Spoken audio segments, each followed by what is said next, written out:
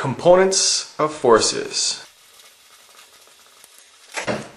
What this means is that we're going to take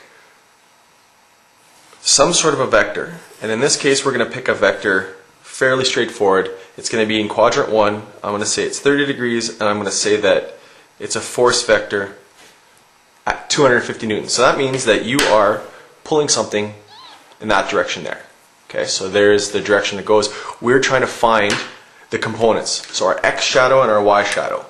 This blue line is going to represent the x component, and this red line will represent the y component. Actually, this y is out here, but for the sake of our right triangle, we're going to create it over here and making a right triangle there. This red is actually pulling upward. This x is pulling to the right. So this, by putting it here, we can just slide it over, and it just makes a nice right triangle. So this will be my force in my y direction. This will be my force in my x direction. Those are the two things I'm going to find. And I'll start with my fx. It's a right triangle. I'm using trig. This is the adjacent side. So for my force in the x direction, I'm going to go cosine of theta is going to be adjacent over hypotenuse.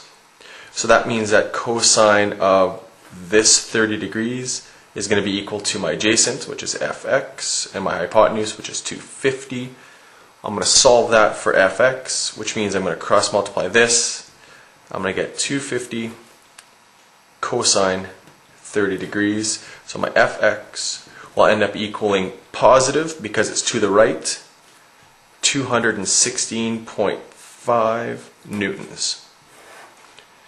For my fy, it's going to be sine of theta is opposite over hypotenuse, because this is my opposite of 30.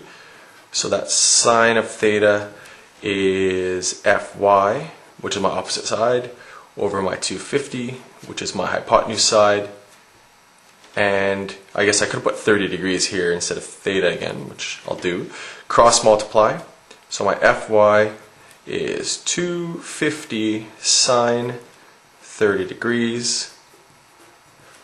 That's upward, which means that this is going to be positive. So I'm going to end up with 125 newtons. There's your two components. This is 216.5. This one or that one, whatever way you're looking at it, is 125. So that means we've broken this into the y and the x. So I can make a general equation now.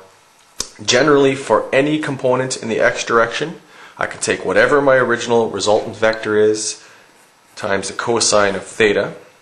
So that's like my general x, and my general y is my resultant sine of theta.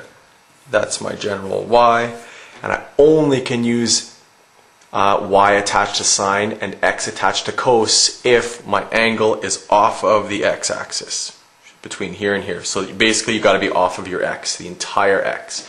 If our angle would have been here, we could have still done a component, but you would have ended up having to create right triangles, do this all again, and these two short forms don't work.